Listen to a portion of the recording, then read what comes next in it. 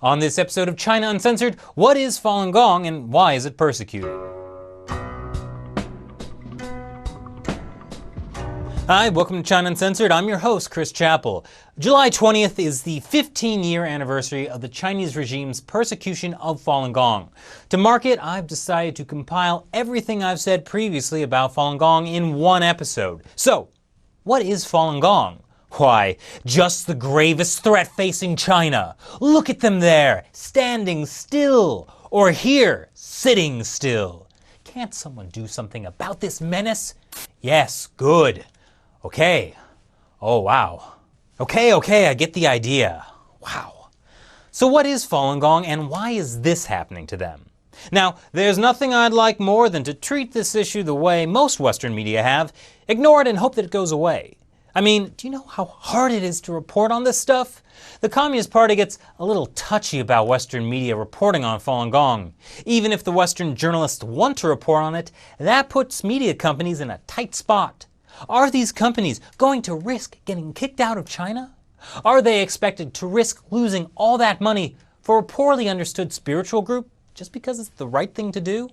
I mean, just the other day, I heard about this crazy group of people who believe in drinking some poor guy's blood and eating his flesh. Sounds like those sickos should be fed to the lions for sport. I mean, I'm sure there's no way people might have some misunderstandings about a heavily persecuted and suppressed underground spiritual movement when there's a massive regime trying to spread misinformation about it. If only there was an ancient Rome uncensored. But since this is China Uncensored, I guess I'll have to try and clear up some of the misunderstandings about Falun Gong myself. Have you heard of Qigong? Qigong is a broad term for movements meant to exercise the flow of qi or energy through the body that's supposed to be good for the health. Think of Tai Chi as an example. Falun Gong, which is also called Falun Dafa, includes 5 Qigong exercises. I think we can all clearly see why this is a threat to the party. Falun Gong also has roots in Buddhist and Taoist philosophy and thought, so you get talk about things like karma and reincarnation, tranquility, giving up anger and jealousy, trying to be less selfish. Now, Li Hongzhi, the man who first taught Falun Gong publicly in 1992, claims that he was taught a version of Falun Gong from a master when he was young, and that the practice had been passed down from a single master to a single disciple for a very long time. But just because there are hundreds of traditional Chinese practices like Falun Gong passed down through the generations in exactly the same way, does that mean it's true? I mean, look at the symbol of Falun Gong, the Falun or law wheel. That's a swastika, a symbol of pure evil, no matter how many thousands of years people have been using it before Hitler. Really? This is from 10,000 BC. But it gets worse. Whereas Qigong usually is just about doing exercises to keep fit and healthy, Falun Gong goes beyond that and requires its practitioners to live their lives based on 3 dangerous, subversive principles: truth, compassion, and tolerance. Luckily, there are those willing to stand up to this madness. After the Communist Party started persecuting Falun Gong in 1999, state-run Xinhua news agency wrote, "The so-called truth, kindness, and forbearance principle preached by Li has nothing in common with the socialist, ethical, and cultural progress we are striving to achieve. Thank you, Xinhua." Now there is the voice of the people. I mean, truth, compassion, tolerance? If everyone followed that, China wouldn't have the kind of systemic corruption that has made China great. Corruption is why people the world over know the reputation of Chinese baby formula. And you know what they say. There's no such thing as bad publicity. So obviously the only people who would be interested in this kind of thing would be a few probably poor, elderly, uneducated women from the countryside. I mean, the facts speak for themselves. When Li Hongzhi gave his first seminar in '92, it was to a little over 100 people in a middle school in Changchun, Jilin province. 7 years later, according to surveys taken by the government, there were 100 million people practicing it. Wait, is that right? That would have been 1 out of every 12 people in China practicing Falun Gong. I don't think poor, uneducated peasant women can really cover that. Actually, it seems like even some pretty high-ranking people in the Communist Party were practicing. And in every park in China, you could see more people practicing Falun Gong than even Tai Chi. It was also spreading overseas pretty rapidly. Man, Li Hongzhi must have been making a fortune on all of the free public workshops and free online books, and especially when people were going around teaching their friends and family the exercises for free. So why was this becoming such a big thing? Well, China, as you may know, is not exactly, well, it's a sludge-coated wasteland. People tend to get sick, and healthcare was becoming a problem. But apparently one of the big draws of Falun Gong was that people were reporting a lot of health benefits, even some rather miraculous ones. People with cancer, tuberculosis, paralysis, all kinds of nasty stuff were getting better. So many people were getting healthier from the practice that government organizations started calling Falun Gong a beneficial public health activity, and it was praised in state-run media and by Chinese officials. If you took a walk in the park this morning, you can see that the recent hard work the government has put into public health activities has not been wasted. Every morning starting from 5 to 6 a.m., the city's green grass, parks and public squares become a morning exercise heaven. Wait a minute. Isn't state-run media always telling me how evil Falun Gong is? If you can't trust state-run media, who can you trust? So, for years, the government was actually promoting Falun Gong because of all the health benefits people were experiencing. But more than that, China researchers tend to point out that Falun Gong filled a spiritual vacuum that had been left in China after the Cultural Revolution. Falun Gong was a traditional Chinese kind of spirituality that appealed to Chinese people. At a time when making money was the only thing considered important and getting rich was glorious, people liked something that taught them life was bigger than the size of your bank account. And Falun Gong really must have meant a lot to people, considering anyone's practicing it after how hard the Chinese regime has been trying to crush them. In 1999, then Chinese leader Jiang Zemin declared the party had to eradicate Falun Gong. The People's Daily reports that Falun Gong is an evil cult. Falun Dafa is an illegal organization, and the decision is to outlaw it. Since then, Falun Gong practitioners have disappeared, been tortured, raped, and killed in labor camps and prisons, sent to mental institutions, even become the cornerstone of China's organ donation system, as they have their organs ripped out and sold. And in the 15 years this persecution, genocide, has been going on, Falun Gong practitioners have never fought back with violence. They have, however, been trying to tell people about all the stuff that's happening to them in China, which really is almost as bad. Why are Falun Gong practitioners always trying to give China a bad name? I mean, they claim they're a peaceful meditation, Qigong practice or whatever, but they're clearly getting political. That's what I often hear from Chinese people when they complain about Falun Gong, that Falun Gong is political. No, the way you're supposed to handle it when Chinese authorities do something bad to you is, well, definitely don't question why they're doing that. Just keep your head down and try not to think about it. Definitely don't talk about it, ever. It's worked in the past, right? That way, the party can keep all those horrible crimes against humanity behind the scenes. Then they can put on some nice shows like the Olympics opening ceremony or get placed on the UN Human Rights Council, and then everyone in the world thinks China's great. And that's what really benefits the Chinese people, because the party says so. But so why did Jiang Zemin launch the persecution against Falun Gong? To understand what really happened, you need to understand how Jiang Zemin came to power. Now, in case you didn't know, politics in China is a fairly dangerous game. In China, you're either rising in power or getting purged. And when you're at the top, that just means everyone else is gunning for you. Case in point, these two guys, Hu Yaobang and Zhao Ziyang. China was just emerging from the decade of horror that was the Cultural Revolution. Deng Xiaoping, the guy in charge at the time, began a policy of reform and opening up.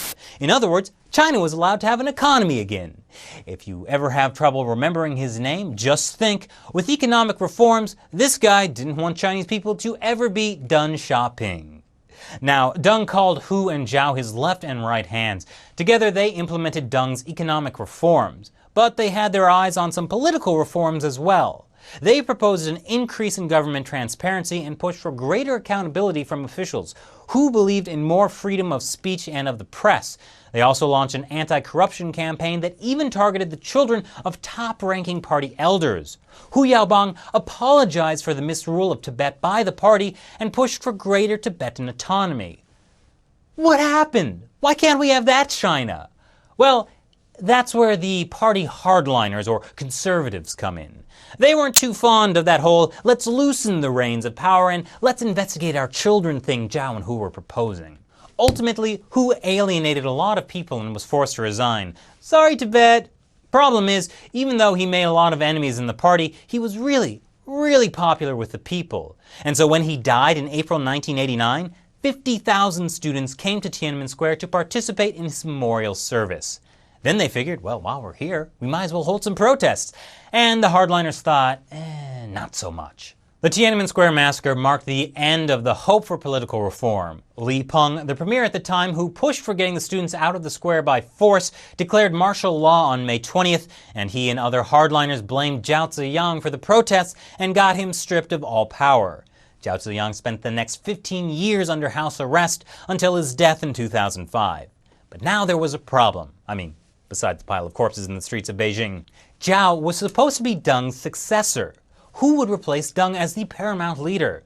They needed to find a compromise, someone conservative enough to please the hardliners, but not so conservative that they would stop Deng's economic reforms. And that man, in the end, was Jiang Zemin, the party chief of Shanghai. He had quickly supported the hardliners' decision to use force against the students. Thing is, no one really liked Jiang. Nowadays, the Chinese youth lovingly refer to Jiang as Ha-Ha. That's because he kind of looks like a toad, which in Chinese is hama, so they just changed a letter and turned him into a living joke. And that's about as much respect as people had for him back then, too. Since he was from Shanghai, he had a very small power base in Beijing. The Beijing clique, as it came to be known, was led by Beijing Mayor Chen Shitong, who became Jiang's political rival. It was even believed that a prominent military general and his brother, the President of China, were plotting a coup against him. That was only stopped when Deng Xiaoping, who was still wielding real power behind the scenes, forced the president to retire and gave the position to Jiang, making him both the head of the Communist Party and the quote-unquote president of China, a tradition that carries on to this day. That's not to say Deng liked Jiang either. During his famous southern tour in 1992, he specifically stopped by Shanghai, Jiang's power base, and said that the pace of economic reform wasn't fast enough and that central leadership, in other words Jiang, was to blame. That was also right around the time Deng appointed Jiang's successor, Hu Jintao, who would replace Jiang at the 2002 National People's Congress. Hu Jintao was the man Deng really wanted to carry on his policies. So Jiang had until Hu came to power to create for himself a power base, or else possibly face the kind of political purge that befell so many others. So he started purging all the other jerks that got in his way. First up was Chen Shitong, who was thrown out of office in 1995 after a corruption investigation and then sentenced to 16 years in jail. His son was also sentenced. By the way, you might want to remember that whole corruption investigation as a ploy to take out your political rivals. It happens kind of a lot. However, because Jiang focused all his energy on internal political struggles, China wasn't in such great shape. Systemic government corruption, a surge in organized crime, unemployment, environmental destruction, and an ever-growing wealth gap threatened the regime's grip on the country. Whoa, I'm getting déjà vu. So what did Jiang do? He began a massive propaganda campaign to show how great he was. Starting sometime after 1996, he made sure state-run People's Daily and the 7 p.m. CCTV national news always carried stories about him as the top news. That was a policy that would remain in effect until 2006, 4 years after Jiang officially stepped down. At the same time state-run media was praising him, he was also using it to crush his political opponents like Chen Shitong. That didn't sit too well with other party leaders.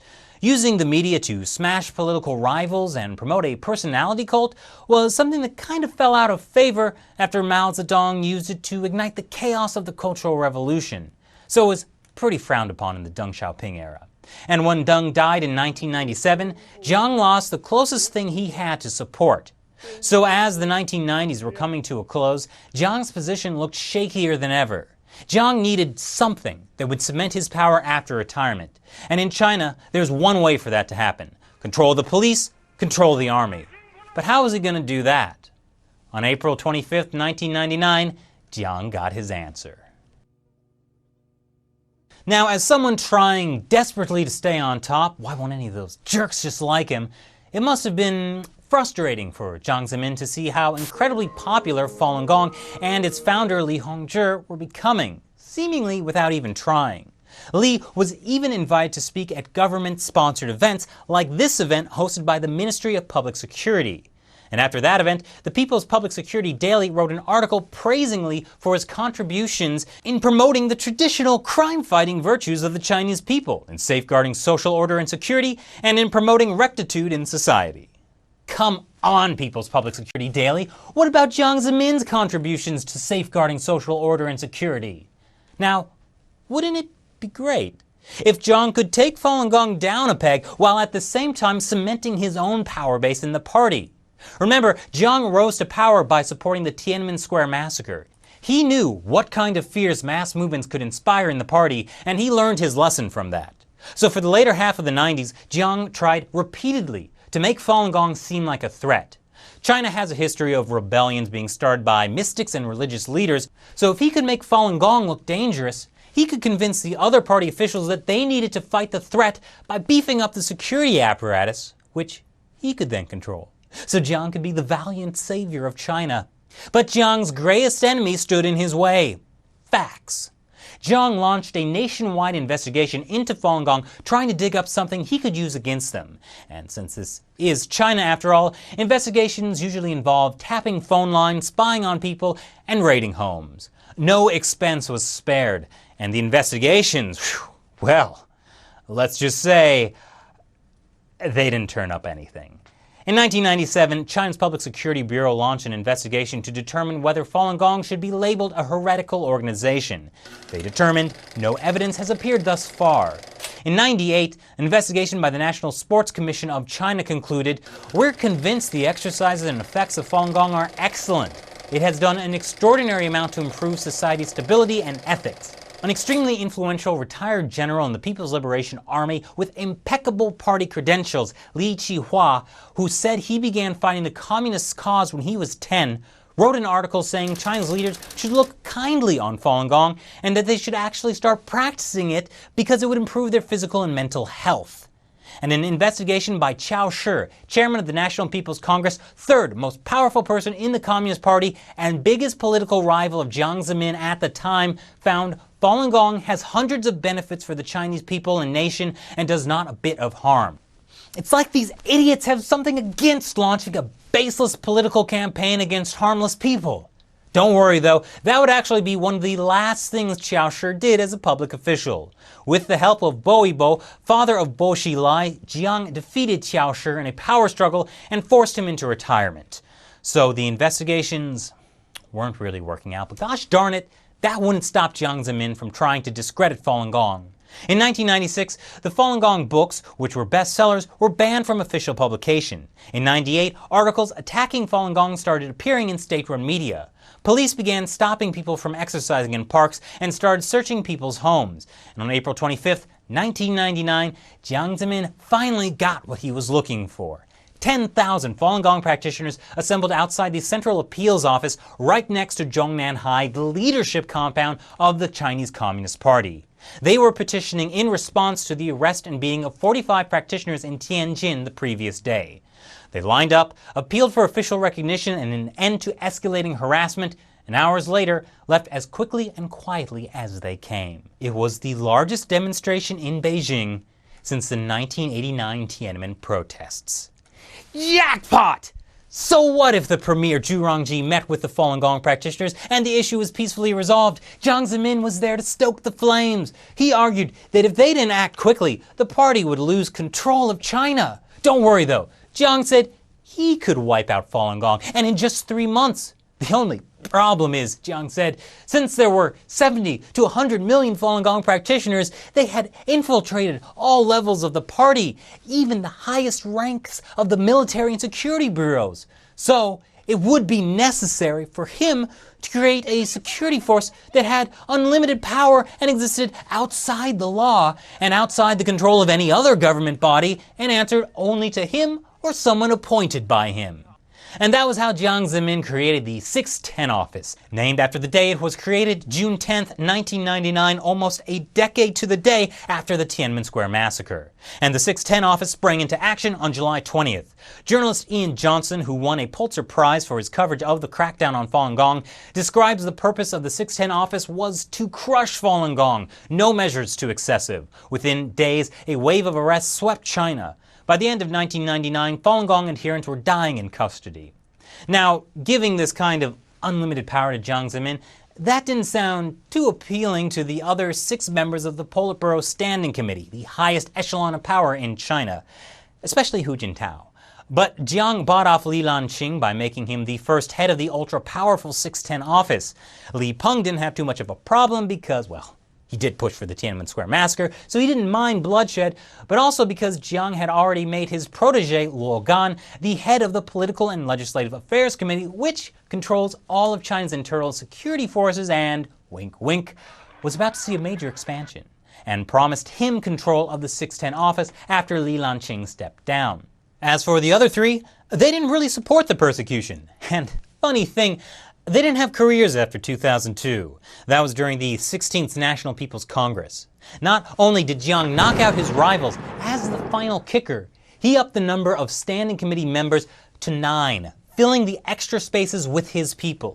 Man, Luo Gan really had a lot of power. Jiang Zemin had finally fixed the game. He was able to retire in 2002 and control things from behind the scenes just as his predecessor Deng Xiaoping had done. And maybe now everyone will love him. So even though Hu Jintao officially became China's top leader that year, he and his premier Wen Jiabao had next to no power. That's why Jiang, technically retired, would always sit right next to Hu at important meetings and met personally with important world leaders. Wow, look at those two. The political future that Deng Xiaoping had given Hu Jintao had been stolen by Jiang Zemin. That was how Hu went from this happy-go-lucky guy to Woodface, as some Chinese started calling him. Meanwhile, the 610 office, along with a number of police and secret police, kept growing in size and power. Officials were using eliminating Falun Gong as the main excuse to amass personal fortune. The message was clear: if you want to move up in the Communist Party, help persecute Falun Gong. No one took that to heart quite like this guy, Zhou Yankang. He used to be the party secretary of Sichuan province from 2001 to 2002. But then he made a very important life decision. Some people, like his own son, think he had his first wife murdered.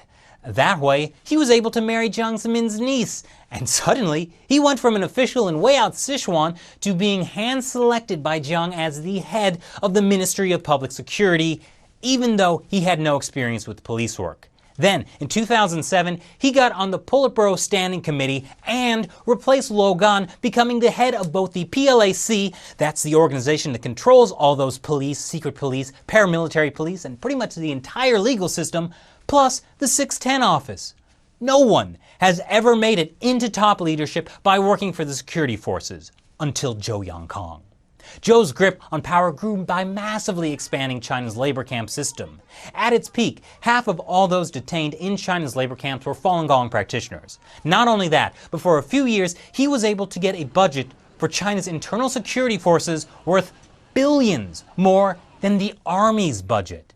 He also had a staff of 10 million, while there were only 2.5 million in the army. But while Jiang and his allies used persecuting Falun Gong to glut their power, there was one tiny problem. Instead of being wiped out, Falun Gong grew and spread around the world. And one thing they seemed pretty fond of doing was exposing everything Jiang and his cronies were doing. Jiang's persecution of Falun Gong was becoming a huge liability and an international embarrassment for China. The end result was a political stalemate between Jiang's faction and Hu Jintao's. And that's why, up until 2012, no significant political changes and decisions were made in China. The Communist Party was in deadlock. The very power that Jiang's side had gained through persecuting Falun Gong became the biggest weapon of their rivals. And it was all about to come crashing down. If we've learned anything from the Communist Party, it's that the power struggle isn't over until the fat lady sings. Even though Jiang retired and moved his people into position, they're not safe. Now that they've amassed all this power by persecuting Falun Gong, they've got a giant target on their backs. So, now it's time to play Communist Party Takedown! That's a registered trademark. Who's our first lucky contestant? Looks like it's everybody's least favorite princeling, Bo Xilai. Bo is the son of prominent party elder Bo. You might remember him from earlier when he helped Jiang get rid of a little problem named Chao Shi in 1998. In return, Jiang made Bo Xilai one of his people and helped him move up the communist ladder. Now let's meet contestant number 2, Bo Xilai's right-hand man, Wang Lijun. When Bo and Wang were in Liaoning province, they both persecuted Falun Gong practitioners with gusto. Bo expanded the labor camp system, and more Falun Gong adherents were sent to labor camps there than in any other province in China. There is also evidence that Wang Lijun personally oversaw forced organ harvesting from Falun Gong practitioners. More on that here. So, for taking part in his benefactor's genocide, let's see what they won, folks. Promotion after promotion. Now, he could stop there, or risk it all for whatever's behind these doors. Behind door number 1 is a fabulous promotion to the position of Vice Premier, followed by membership in the 9-member Politburo Standing Committee, the inner circle of the party. Possibly by taking over the seat of fellow Jiang faction member and persecution buddy Zhou Yangkang when Zhou retired. That would make him the heir of the Jiang faction, and maybe even someday, the supreme leader. Instead, he chose what's behind door number 2.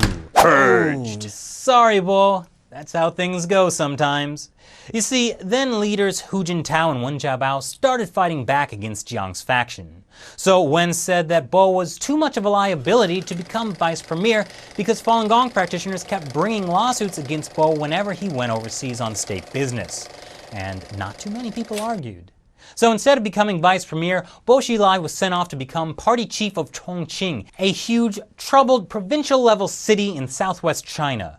Chongqing was supposed to be the dead end to Bo's career. The thing is, Bo was a ruthless and flamboyant self-promoter, and he wasn't going down without a fight. He brought Wang Lijun in as police chief, and together they struck terror into the hearts of anyone who opposed Bo in Chongqing. Bo also started the Chongqing model, a mix of populism and economic development that directly challenged the leadership, and got him a lot of good press too. Behind the scenes, Bo was still working with Zhou Yangkang, and doing things like wiretapping Hu Jintao's phone calls. I'm gonna say he overreached himself a little there. Hu Jintao and Wen Jiabao decided to take Bo down, and they started by investigating Wang Lijun. You see, in a traditional communist takedown, you don't go directly for the guy, you start with his associates. Wang and Bo both knew how communist takedowns work, so they both freak out. Bo refuses to protect Wang, and so Wang, afraid that Bo will kill him, flees to the US consulate, setting in motion the most interesting year that China journalists have ever had. Luckily, Bo's wife Gu Kai-lai has also possibly murdered a British businessman named Neil Haywood, so that whole thing massively distracts everyone and partially conceals the takedown and ongoing power struggle. So at the end of 2013, Wang, Gu, and Bo are all in prison for corruption, murder, and corruption. Hu Jintao steps down, and instead of a rising starlet in Jiang's camp, the new leader of China becomes Xi Jinping. But the power struggle isn't over. So who's next? It's Zhou Yangkang, Bo Xilai's persecution buddy, and the next highest person in Jiang Zemin's chain of command. I've talked before about how Xi Jinping has tried to cut out Zhou's power base by doing things like reducing the influence of his former position, ending the labor camp system Zhou expanded to persecute Falun Gong, and investigating Zhou's cronies in the oil industry for, $14.5 billion worth of corruption.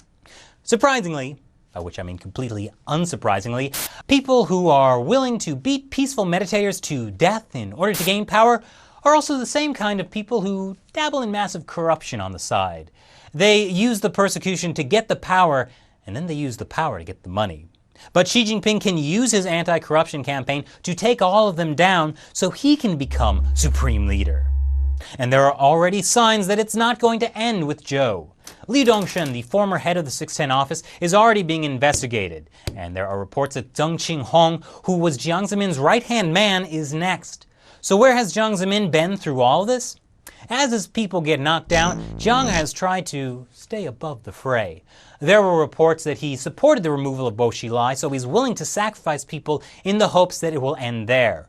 But according to Financial Times, Jiang recently warned Xi Jinping that the footprint of this anti-corruption campaign cannot get too big. Sounds like someone's getting a bit nervous. And with the rumors that his son and grandson are being investigated, it sounds like he should be. The power struggle is still ongoing, though, because Jiang's faction is still fighting back. They need to stay in power so that they can make sure the things they did to get power stay under wraps. So, I know what you're thinking. Chris, if Jiang and his cronies gained all that power through persecuting Falun Gong, and many of the party's leadership never supported the persecution in the first place, why doesn't Xi Jinping just stop persecuting Falun Gong and use that to take down Jiang's faction instead of using an anti-corruption campaign? First of all, don't question me. Secondly, it's complicated. The Falun Gong issue touches on a key issue for the Communist Party, freedom of belief. The party has never allowed religious freedom. If you want to attend church or go to a temple, you have to go to the church or temple that are directly sanctioned and controlled by the Communist Party. So reversing that position and letting people practice Falun Gong freely would be difficult. And stopping the persecution would mean admitting that doing it was wrong in the first place. The party has never admitted wrongdoing for anything except the Cultural Revolution, which they only did because it directly threatened the party, and they managed to blame it all on Mao's wife. How could they redress the Falun Gong issue? Wouldn't the people who were imprisoned, or those whose friends and family died, demand justice? They'd also have to admit that everything in state-run media about Falun Gong for the past 15 years was just something they made up. So bringing up Falun Gong would be a huge political risk for Xi Jinping, especially since he doesn't have unlimited power yet. So could he just quietly stop putting Falun Gong people in jail and just not address it publicly?